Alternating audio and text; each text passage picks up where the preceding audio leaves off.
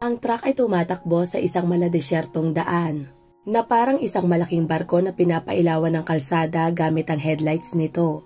Mayroong magandang musika sa loob at ang driver ay nasa magandang mood, humuhuni ng himig sa kanyang sarili. Isang mahaba at nakakapagod, ngunit kumikitang biyahe ang malapit ng matapos. Papauwi na si Edison. Talagang gusto niya ang kanyang trabaho bilang isang truck driver dahil makikita niya ang ibang mga lungsod, kalsada, tao at impresyon.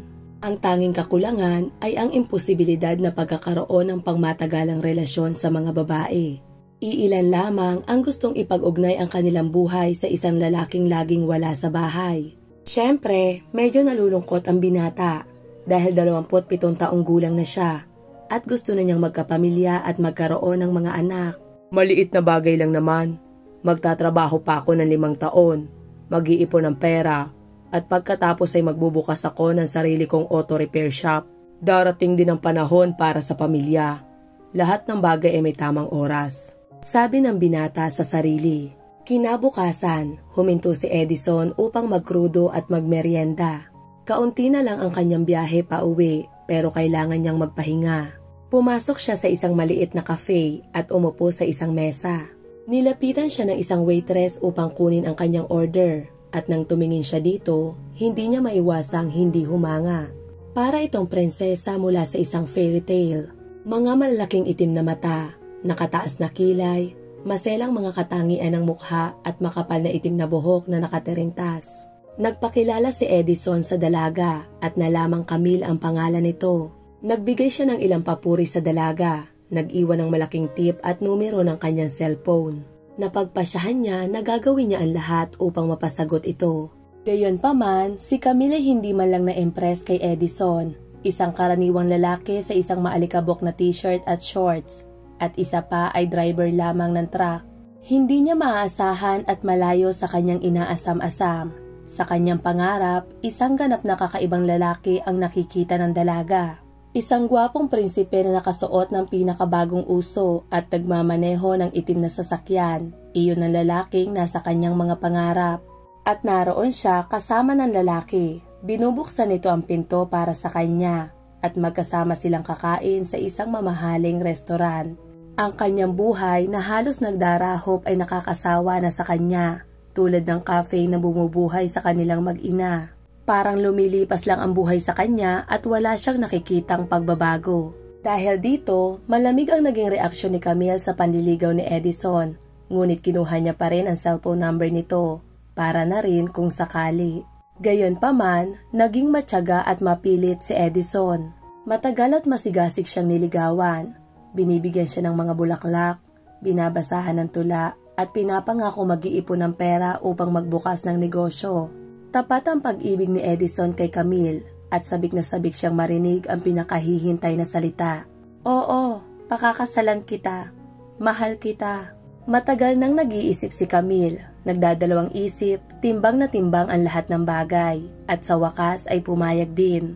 Ngunit nagkaroon siya ng matinding pakikipagtalo sa kanyang ina. Hindi mo siya kailangan. Kilala ko ang mga truck driver na yan. Lalo na at galing sa malalayong lugar. May asawa't anak sila sa bawat lugar na pinupuntahan nila. Anong klaseng buhay ang palipat-lipat na ganyan? Gumising ka. Napakaganda mo. Siguradong makakahanap ka ng mas mabuting kapareha. Ngunit nagalit lang si Camille sa kanyang ina. Ma, alam mo ba 25 na ako? At isa pa, wala namang mga milyonaryong nakapila para sa akin. Masasayang lang ang buhay ko ng mag-isa. Mabait si Edison. Disenteng tao. At mahal niya ako. Sinubukan ng dalaga na patunayan ang kanyang punto. Nangako siyang magbubukas ng negosyo sa loob ng ilang taon. At naniniwala ako sa kanya. Hindi siya magiinom. Hindi siya tamad. Ito ang pinili ko, ma. Tanggapin mo ito at igalang ang desisyon ko. Sa huli, pumayag si Ellen. Pero hindi talaga siya naniniwala sa mga kwento tungkol sa negosyo. Matagal na siyang nabubuhay sa mundong ito. At duda siya sa mga pangako ng binata. Samantala, tuwang-tuwa si Edison at hindi na nawala ang ngiti sa kanyang mukha kahit isang minuto. Nakaplano na ang lahat. Nabook na ang cafe bilang venue. Naitakda na ang petsa ng kasal. At ang natitira na lang ay ang pagbili ng mga singsing at damit ng ikakasal. Nasa huling biyahe na si Edison bago ang kasal at hiniling niya kay Camille na maghanap ng singsing habang wala siya. Maganda ang pakiramdam ng dalaga. Kinaumagahan, maingat siyang nagbihis, nagayos at pumunta sa isang tindahan ng mga alahas upang tumingin ng mga singsing. Pagpasok niya, pakiramdam niya'y pumasok siya sa isang fairy tale. Daan-daang iba't ibang singsing at hikaw na may mga batong kumikislap na parang nag-aanyaya mula sa mga display case. Ngunit matapos makita ang mga presyo, napasinghap ulit si Camille. Talagang nakakabigla dahil napakalaki ng mga halaga. Nakaramdam siya ng lungkot at muling tumingin-tingin sa loob ng tindahan para humanap ng tindera. Ngunit sa halip, natagpuan niya ang isang gwapong lalaki na parang nagmula sa kanyang mga panaginip. Ito'y sopistikado, pino at banayad, halatang halata na mayaman. "Excuse me, pwede mo ba akong tulungan?" Sa wakas ay nagsalita ang nababahalang dalaga. "Bakit hindi ko naman tutulungan ang isang magandang dalaga? Nakikinig ako sa'yo." Ngumiti ang lalaki at kumindat kay Camille. Ikakasal ako sa susunod na linggo. Gusto ko sanang pumili ng mga singsing. Pero ang problema medyo limitado ang budget namin. Nauutal na sabi ni Camille habang namumula sa lungkot. "Naiintindihan kita. Ipapakita ko sa iyo ang mga opsyon na may discount. At gusto mo bang magkape muna tayo para mapag-usapan ang lahat? Magkakaroon kami ng sale sa lalong madaling panahon." Suhestyon ng lalaki habang nakangiti ng makahulugan. Libu-libong paro-paro ang tila lumilipad sa tiyan ni Camille. Jacob ang pangalan ng lalaki. Siya kasama ang kanyang ina ay may-ari ng isang network ng mga tindahan ng mga alahas sa buong lungsod. Sa kabutihang palad para kay Camille, nagkataon lang na napunta siya sa likod ng counter ng tindahang iyon. Nagkasakit ang sales lady kaya kinailangan itong palitan ni Jacob. Ibinigay ng lalaki kay Camille ang kanyang business card. Sinabihan siyang tawagan siya anumang oras. At pagkatapos ay binigyan siya ng isang mahaba at nakakapukaw na tingin. Buong gabi ay si Jacob ang nasa isip ni Camille. Ang mga kaisipan ng posibleng pag-iibigan ay nag-aalab sa loob niya. Parang pinunit at binaliktad ang lahat sa loob niya. Ni minsan, hindi niya naramdaman kahit ni 1% ng mga emosyong ito kay Edison. At nang sumunod na araw, nagdesisyon na ang dalaga para sa sarili niya. Minsan lang dumating ang ganitong pagkakataon sa buhay. Kahit ano pa man ang mangyari, tatawagan ko siya. Sabi ng dalaga sa sarili at tinawagan ang pinagnanasaang numero. "Hello, Jacob? Si Camille to. Wala pa ang boyfriend ko. Pwede mo ba akong ihatid sa bahay bakasyonan ng mga kaibigan ko sa probinsya?" Lakas loob na tanong ng dalaga. Siyempre, wala namang bahay bakasyonan o mga kaibigan. Sa halip, isang masidhing pagmamahalan ang naganap doon mismo sa sasakyan. Sa isang masukal na bahagi ng kagubatan. Si Jacob ay isang kahangahangan lalaki at hindi pa kailanman naranasan ni Camille ang ganoong matinding damdamin sa tuktok ng kaligayahan. Lumipas ang 1 linggo na parang isang kisap mata. Sina Camille at Jacob ay lubusang nilamon ng masidhing pagmamahalan. Siyempre, ang dalaga ay pinahihirapan ng kanyang konsensya. Balisa siyang nag-isip kung paano lalabas sa sitwasyon at kung ano ang gagawin tungkol kay Edison at sa kanilang kasal, kung paano sasabihin ang lahat sa kanya. Ngunit alam niya na tiyak na wala ng kasal na magaganap. Sa araw ng pagdating ni Edison, naalis na ni Camille ang lahat ng kanyang gamit mula sa kanyang apartment. At wala siyang maisip na mas mabuting gawin kundi mag-iwan na lamang ng isang sulat. "Edison, wala ng kasal. Nakakilala ako at umibig sa ibang lalaki.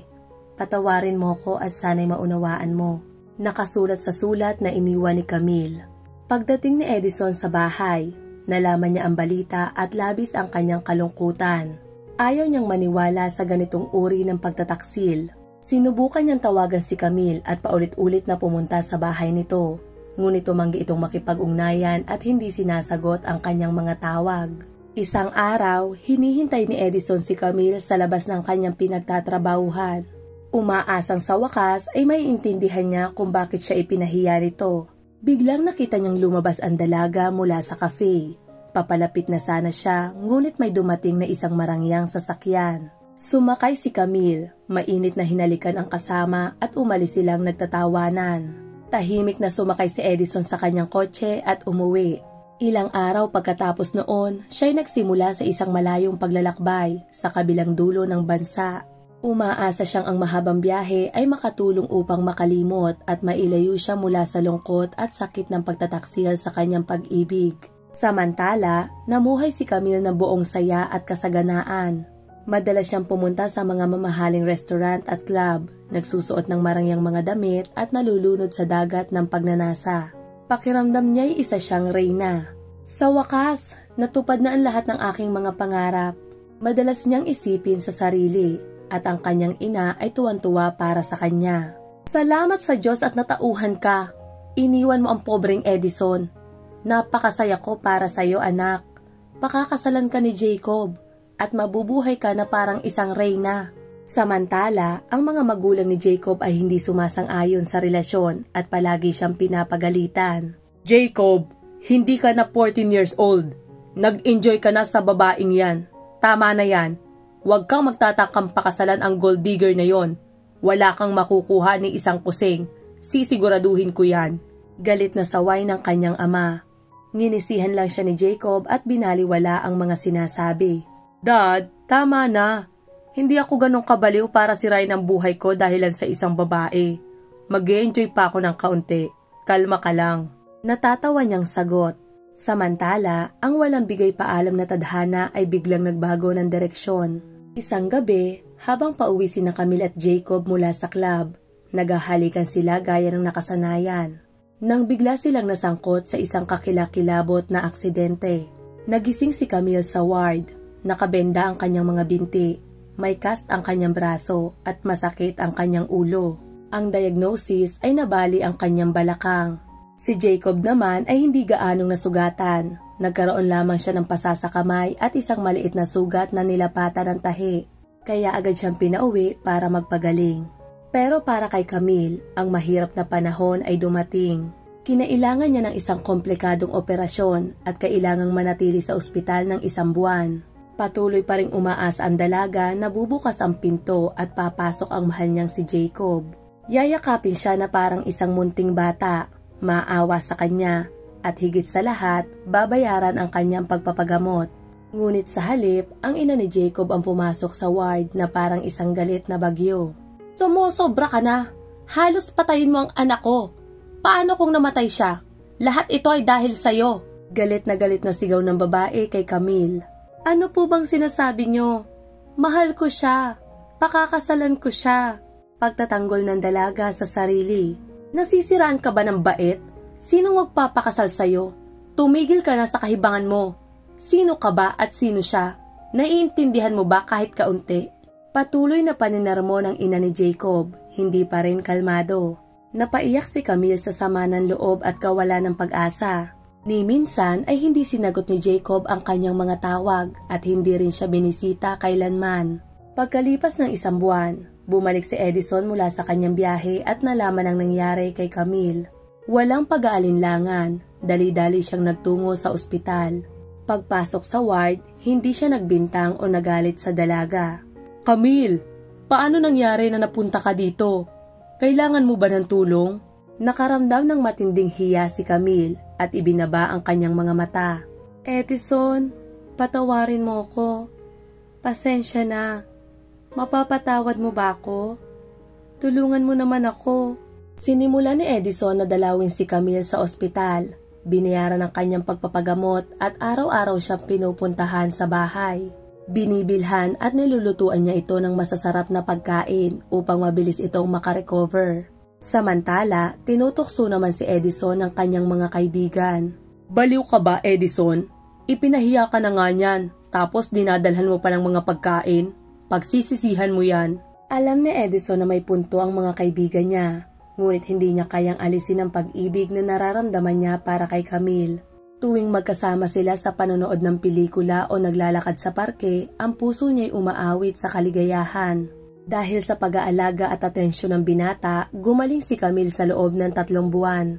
Pakiramdam niya'y ligtas at kalmado siya sa piling ni Edison. Ngunit sa tuwing maiisip niya ang traidor na si Jacob, Nakakaramdam siya ng mainit na sensasyon sa kanyang puson at mabilis na tumitibok ang kanyang puso. Inubos ni Edison ang lahat ng kanyang ipon para sa pagpapagamot ni Camille. Nang maubos na ang kanyang pera, pinlano niya ang susunod na biyahe ng kanyang truck. Hindi niya maalis ang pakiramdam na hindi maipaliwanag na takot at pangamba.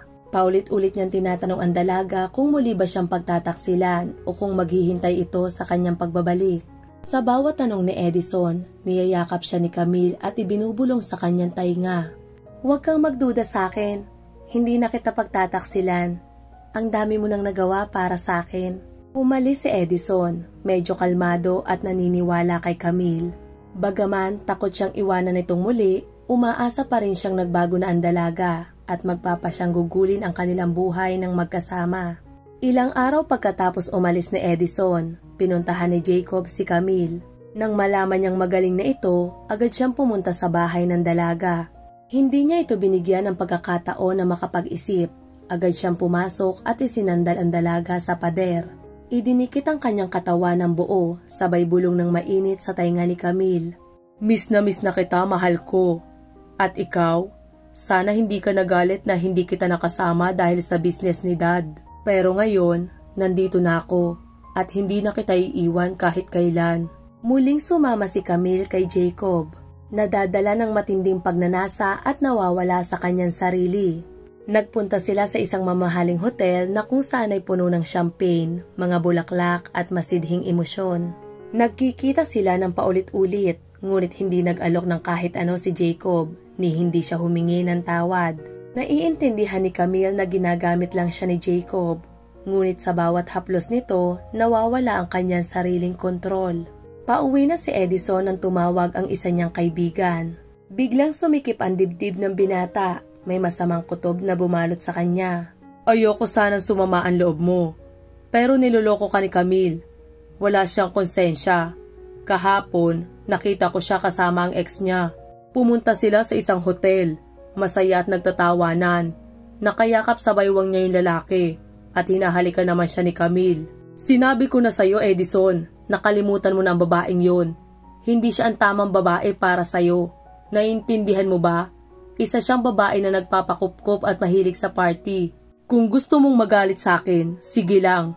Pero isa kang malaking hangal, Edison. Yan ang opinyon ko. Ibinaba ni Edison ang cellphone ng tahimik. Pinatay ang makina, bumaba ng sasakyan at bumagsak sa damuhan sa gitna ng parang. Napahagulhol siya ng matagal habang nakahiga. Ang tanging tanong na pumipintig sa kanyang isipan ay bakit? Nang kumalma na siya ay tinawagan niya si Camille. Sa kabilang linya, masiglang nagsalita ang dalaga. Sinasabing miss na niya si Edison at sabik na siyang makita ito. Tinanong pa ni Camille kung kailan siya babalik. Napatulala si Edison sa kanyang pagtataksil at kapal ng mukha. Bigla niyang pinutol ang pagsasalita ni Camille at sinabing, "Napakawalang utang na loob mo. Wala kang puso. Alam ko na ang lahat at kinasusuklaman kita." Galit na pinatay ni Edison ang cellphone. Si Camille naman ay bahagyang nababahala na nahuli siyang nagtataksil. Naiintindihan niyang posibleng iwan siyang muli ni Jacob, ngunit alam din niyang kaya niyang paikutin si Edison, ang lalaking madaling mauto sa kahit anong gusto niya. Subalit hindi siya marunong magplano para sa hinaharap. Namumuhay siya sa kasalukuyan at sa ngayon, masaya siya kasama si Jacob. Ano man ang mangyari bukas na yon iisipin. Paano kung pakasalan ako ni Jacob? Sino ba ang nakakalam ng mangyayari sa hinaharap? Maganda ako at may chance na maging asawa ni Jacob. Kailangan ko lang kunin ang loob ng mga magulang niya. At oras na lang ang makakapagsabi, sabi ng dalaga sa sarili.